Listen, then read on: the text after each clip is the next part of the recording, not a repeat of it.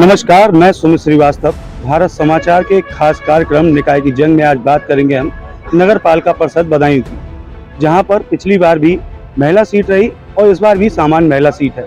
यहां बीजेपी ने दोबारा से दीपमाला गोयल पर विश्वास जताया है। वहीं दो निर्दलीय प्रत्याशी फातिमा रजा और नाज भी मैदान में हैं।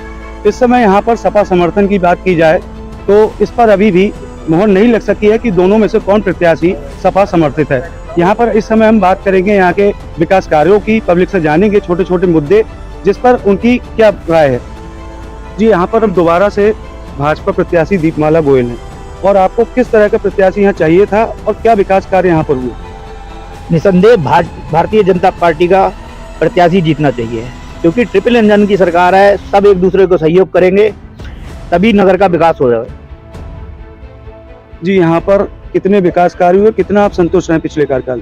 हम 100% संतुष्ट हैं, 100% संतुष्ट हैं। और विकास कार्य के बाद जो पिछले कई वर्षों में नहीं हुए हैं, वो 2 वर्ष तो कोविड के चले गए। पिछले 3 वर्षों कार्यकाल में उस 3 वर्ष के अपेक्षा रखते हुए विकास कार्य बहुत किए गए हैं और गिनती नहीं लगा सकते कितने विकास कार्य हैं। जी, यहाँ पर 3 प्रत्याशी मैदान में है, आप किसे कड़ी टक्कर में मानते हैं? कौन सामने है, कौन जीतना चाहिए? सर, मेरा कहना सबसे यही है कि हमारी जो अभी सिचुएशन है, हम जाके देखें medical college Budaun medical college की हालत क्या हो रही है इस वक्त। हम अपना बाईपास जाकर देखें, जो बाईपास बनाया गया, ना वहाँ स्ट्रीट लाइट्स लगवाई गई, ना कुछ लगवाया गया, ना रोडों की सफाई है। तो हमें ऐसे प्रत्याशी को सपोर्ट करना चाहिए जो हमारे सिटी के डेवलपमेंट में हमारा साथ दे, हम लोगों के डेवलपमेंट में पिछले कार्यकाल में जो कार्य हुए, विकास कार्य हुए, उनसे संतुष्ट हैं कि नहीं? विकास कार्य से हम बिल्कुल संतुष्ट नहीं है, क्योंकि विकास ओनली 20% हुआ, 80% इन लोगों ने कुछ नहीं किया। हमें किसी प्रकार का इन्होंने विकास किया है तो आप खुद बताएं हमें कहाँ किया है। बाईपास जो हमारा 5 साल से बना हुआ है ना, उस पर स्ट्रीट लाइट लगवाई, हम सब लोग जानते हैं, हम सब जाते हैं। मेडिकल कॉलेज जो हमारे उपस्थित है बदायूं, तो नगर पालिका उस क्षेत्र में नहीं आता, इस चीज की आप चर्चा कर रहे हैं। दूसरा, आप कितना यहाँ संतुष्ट हैं? प्रत्याशी को लेकर क्या राय है आपकी? यहाँ सपा में इस समय यहाँ पर 2 लोग यहाँ पे मैदान में हैं, दोनों अपने आप को सपा समर्थित बता रहे हैं, तो क्या है इसका कारण जो यहाँ पर टिकट नहीं दिया गया? देखिए, हर जगह पार्टी का प्रतिनिधित्व करने के लिए एक जिलाध्यक्ष नियुक्त होता है। समाजवादी पार्टी के जिलाध्यक्ष ने समर्थन नाजमी जी को दिया है, उसमें कोई सस्पेंस किसी के लिए नहीं होना चाहिए। और लगातार समाजवादी पार्टी के बड़े लीडर्स, जो हमारे समाजवादी पार्टी के राष्ट्रीय अध्यक्ष रहे अल्पसंख्यक सभा के यासीन उस्मानी साहब से लेके यासीन गद्दी जी से लेके यहाँ के प्रत्याशी रहे काजी रिजवान से लेके सभी लोग पूरी तरीके से पूरी पार्टी, पूरा संगठन समाजवादी पार्टी के साथ खड़ा है। यहाँ पर कहना चाहूँगा, प्रेमपाल यादव जो जिलाध्यक्ष रहे पूर्व में, उनका बेटा ही जो सपा सिंबल से प्रत्याशी है दातागंज में, उसके सामने उनका बेटा भी चुनाव लड़ रहा है, तो क्या बगावत कहलाएगी या क्या है? और क्योंकि वह दूसरे प्रत्याशी यहाँ नगर पालिका में है, उनके चुनाव कार्यालय का उद्घाटन कर रहे हैं, इधर जिलाध्यक्ष आपका नाज भी को समर्थन दे रहे हैं। देखिए, आपका प्रश्न जो है वो तर्कसंगत है और आपको इन चीज़ों से समझ जाना चाहिए। जो पार्टी सिंबल के सामने चुनाव लड़ रहा है तो वो पार्टी का कितना है, ये आपके लिए एक्सप्लेन करना है। और जनता का जो भ्रम है या जो चीज़ें हैं, अगर आप कह रहे हैं भ्रम है, तो उसके लिए आपको तोड़ना है। प्रत्याशी के सामने जो भी व्यक्ति लड़ता है वो पार्टी से तो नहीं रहता। जब साइकिल चुनाव लड़ रही है और साइकिल है राष्ट्रीय अध्यक्ष आदरणीय अखिलेश जी की, तो उसके सामने जो भी आदमी चुनाव लड़ रहा है तो उसके लिए किस स्थिति में आप रखोगे, किस श्रेणी में रखोगे, ये आपको खुद तय करना है। दूसरी चीज ये कि इससे पहले जितने भी चेयरमैन रहे हैं पिछले 30 सालों की अगर मैं बात करूं, क्योंकि मैं अपनी व्यक्तिगत बात कर रहा हूं, क्योंकि मैं 30 साल से इस शहर में रह रहा हूं और बहुत अच्छी तरीके से मैंने इस शहर को देखा है। सर्राफा बाजार में पूरी तरीके से पानी भर जाता है, लोटनपुरा में भर जाता है, लावेला चौक पे भर जाता है, 6 सड़का पे भर जाता है, मम्मन चौक पे भर जाता है। इसके लिए अगर कोई व्यक्ति ये कहे कि मैं जिम्मेदार नहीं हूँ, मुझे कम समय मिला या मैं जिम्मेदार नहीं हूँ, तो ऐसा नहीं चल सकता। रही बात ये कि दीपमाला जी से पहले जो चेयरमैन थे और जो आज भी प्रत्याशी हैं फातिमा रजा जी, उन्होंने एक रात में हॉट मिक्स प्लांट से एक सड़क डलवाई थी और मड़ई चौक से लेके मम्मन चौक तक की वो सड़क थी। वहां आप जाइए, ग्राउंड लेवल पे रिपोर्ट लीजिए, वो हॉट मिक्स प्लांट की रोड 3 दिन के अंदर उखड़ के खत्म हो गई। ये लोग बात करते हैं पारदर्शिता की, अब आप लगाइए भ्रष्टाचार का अनुमान लगाइए और देखिए कि इन्होंने क्या भ्रष्टाचार किया है। पहले बात ये नहीं है कि बात ये है। दूसरा प्रत्याशी जो डॉक्टर शकील की जो भाभी चुनाव लड़ रही हैं, उन्होंने कोविड काल में लगातार लोगों की सेवा की है। और उनके लिए इसके लिए कोविड फाइटर एक योद्धा की तरह भी सम्मानित किया गया है। ऐसा परिवार जिसमें 8-10 डॉक्टर्स हैं, 2 हॉस्पिटल्स हैं, उनकी एक प्रतिष्ठित फैमिली है और समाज में उनका अपना एक स्थान है। तो हम लोग ऐसे व्यक्ति को चुनेंगे जो व्यक्ति हमें हर समय मिल जाए। ऐसे व्यक्ति को तो नहीं चुन सकते जो रात को 10 बजे बैठेगा 2 बजे तक। भाई कोई भी सामान्य व्यक्ति जब अपनी समस्या बताने जाएगा तो रात के लिए वही 10 बजे को क्यों जाएगा? 10 बजे तो हर आदमी अपने लिए आराम करने जाता है। आपसे जानना चाहेंगे यहाँ जाम की समस्या से कितना निजात मिला? जाम की समस्या से कोई निजात नहीं मिला। विशेष तौर पे केवल लोगों का दुरुपयोग किया गया, जगहों का, किसी का घर तोड़ा गया, मकान तोड़ा गया, उससे लोगों को कितनी हानि हुई, किसी के आर्थिक कितना नुकसान हुआ। सबसे ज्यादा आर्थिक नुकसान हुआ, लोगों को परेशान किया गया अनावश्यक तौर पे। कोई डेवलपमेंट नहीं हुआ। जो जी, आपकी नगर पालिकाओं में पिछले कार्यकाल में क्या क्या आपके विकास कार्य हुए और कितना आप संतुष्ट हैं? मैं बहुत ज़्यादा संतुष्ट हूँ। इतने काम हुए हैं कि कोई मैं बता नहीं सकता। पिछली नगर पालिका के शासन को आप देखेंगे, बंटाधार होता था, रामपुर से लखनऊ से नगर पालिका चलती थी। यहाँ पे कोई बंटाधार होता था बजट का, जो उनका मन करता था वो करते थे। फोन उठाना पसंद नहीं करते थे, मिलना पसंद नहीं करते थे। हमारी दीपमाला गोयल जी ऐसी हैं, बड़ी सुगम है, तुरंत उनसे कभी भी बात कर सकते, कोई भी जनता उनसे तुरंत मिल सकती है। कितना संतुष्ट हैं आप पिछले कार्यकाल से और कितना विकास कार्य हुआ है? यहाँ पर लोगों का कहना है कि जलभराव की समस्या से अभी तक निजात नहीं मिला। आपकी क्या राय है? भाई साहब, जैसा कि भाई साहब ने भी कहा जलभराव की समस्या, मैं आपको बताना चाहता हूँ। अगर आपका कैमरा जूम कर पाए तो मेरे गूगल मैप खुला हुआ है। ये गिंदो देवी स्कूल के पीछे का एरिया है। ये तालाब दिखाई दे रहा है। ऐसे ही एक बीमार्ट के पीछे तालाब है, ऐसे ये सारे तालाब थे। ये 7 तालाबों में पूरे शहर के जो निचले हिस्से का पानी, ऊपर का पानी इनकी तरफ था और सीवर लाइन जो अंग्रेजों के जमाने में पड़ी थी वो भी इन्हीं तालाबों की हो जाती। दूसरा कुछ पानी सोत नदी की तरफ जाता था। जहाँ इसमें जो आप तालाब बता रहे हैं, इसमें हो सकता है किसी की निजी भूमि हो, नीचे स्तर पर सरकारी में है।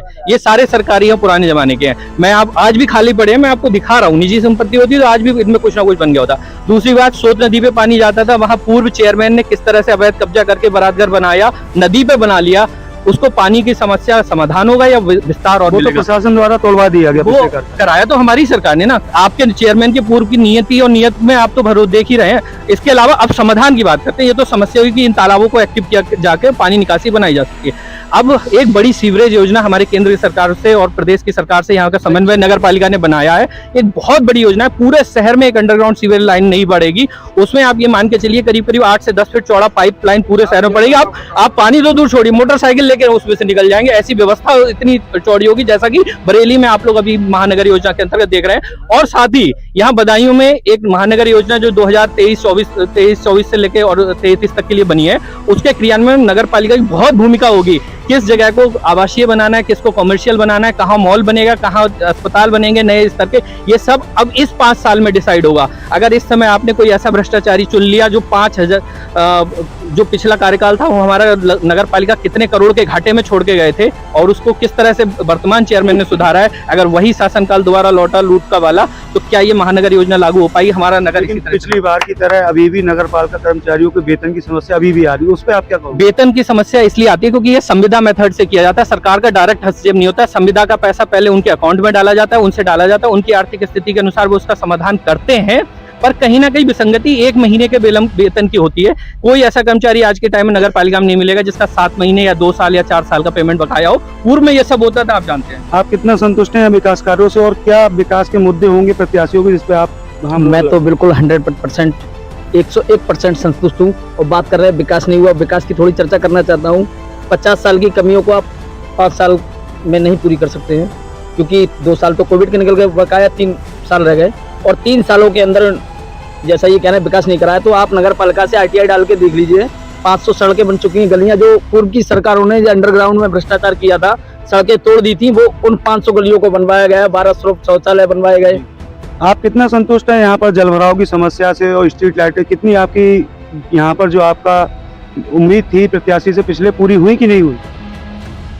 जहाँ तक हो सकता है 99% पूरी हुई है, क्योंकि 2 साल जो कोरोना के गए उसमें हमारा दीपमाला जी का काफी काम रुका और 3 साल में उन्होंने कहाँ किसी हिम्मत से बजट ला के और ये सारे चौराहों का और सारे चौड़ीकरण करा के और सारी गलियां, शायद कोई गली ऐसी नहीं होगी जो बनी ना हो।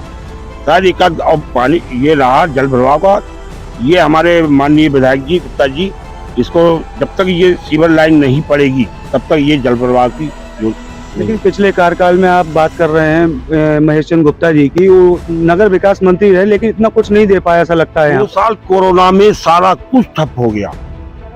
उन्होंने जितनी कोशिश हो सकती है, हमारी चेयरमैन साहब और हमारे विधायक जी दोनों ने मिलकर पूछ जितना ज्यादा से ज्यादा काम हो सकता है, और अब ये अभी 5 साल पूरे बकाया हैं। इसमें अगर दोबारा मौका हमारे दीपमाला जी गोल्ड को दिया जाएगा तो ज्यादा से ज्यादा। आप कितने संतुष्ट रहे विकास कार्यों से यहाँ पर?